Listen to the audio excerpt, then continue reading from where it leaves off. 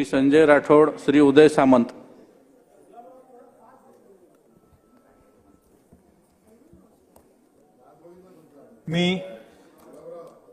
मी संजय प्रमिला दुलीचंद राठोड विधानसभेचा सदस्य म्हणून निवडून आलो असल्याने ईश्वर साक्ष शपथ घेतो की कायद्याद्वारे स्थापित झालेल्या अशा भारतीय संविधानाबद्दल मी खरी श्रद्धा व निष्ठा बाळगीन, भारताची सार्वभौमता व एकात्मता उन्नत राखीन आणि आता जे कर्तव्य मी हाती घेणार आहे ते निष्ठापूर्वक पार पाडेन।